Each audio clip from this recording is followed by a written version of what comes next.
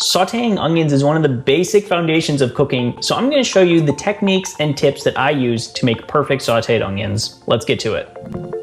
Hey everybody, my name is Dennis, and I've spent 10 years and thousands of hours researching nutrition and applying it to my from-scratch cooking. It doesn't matter too much what kind of onion you're using. This is a sweet onion, but you can use these techniques for red, yellow, white, any kind of onion. I'm first going to demonstrate cutting it. I'm going to start by cutting off this top. That's just a lot of dry skin on there. And I leave it unpeeled first because it's a lot easier to make these two cuts, the top and then down the side, right through the root. And then take off the skin. So I'm taking off the dry layer, but I'm also taking off about one layer of what I would consider edible onion parts, right? That it's not the skin. And that's just because usually on that first layer, it's less flavorful and it's got a lot of dry parts still on it.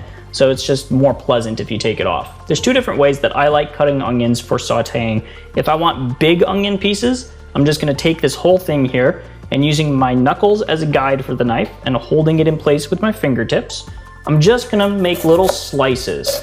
Just go down here, and I'll pick that up in a second.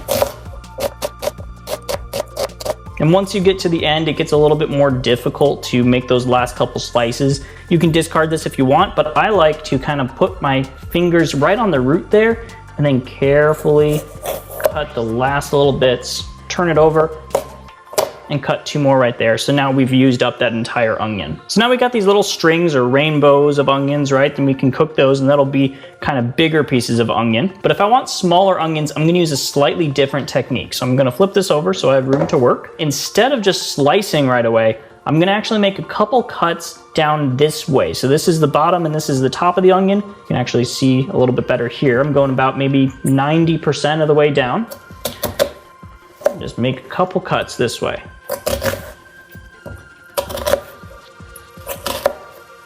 And now, holding everything together with my fingertips and using my knuckles as a guide again, I'm gonna make some slices down here. And then turn it over again. A couple cuts here, and now I'm to where there's no more, preparation cuts right there. So I'm gonna turn it to the side. Some slices there, a couple slices there, couple there, and finish it off. Now I've used this entire onion root. Now if I grab these pieces, they're actually gonna fall apart and, oh, I'm actually tearing up. If you don't wanna tear up, I actually just released a video that I filmed just now about how to not cry when you're cutting onions, so maybe I should have used some of those techniques, but it's in the description if you wanna watch it. Yeah, that would have been smart. Now that we got our onion cut up, let's go over to the stove and cook this up. I'm gonna turn the stove on to about a medium heat.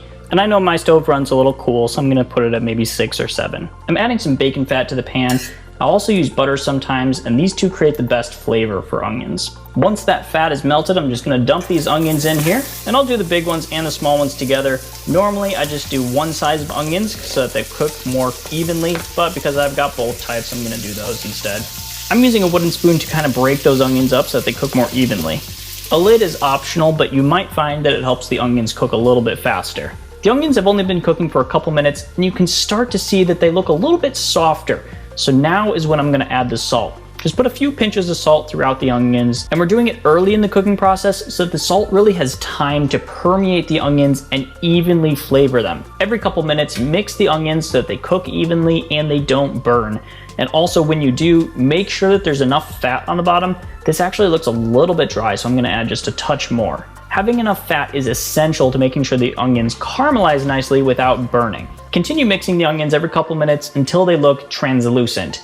In regular people's talking, that means you can see through them. So at this point, the onions are pretty translucent. We're starting to see a little bit of caramelization. So I'm gonna discard the lid, turn the heat up a little bit, and stir much more frequently so that the onions don't burn as we finish them. Keep cooking until your onions reach the color you're looking for, and to me, this looks perfect. And there you go. You got a beautiful caramelized onion you can use in any of your recipes, or you can just eat it as is. It's delicious. I really hope you got value out of this video. If you did, hit the like button and check out that other video on how to not cry when you're cutting onions like I just did. And consider subscribing to the channel for nutritious cooking, kitchen gadgets, and healthy living. That's about it.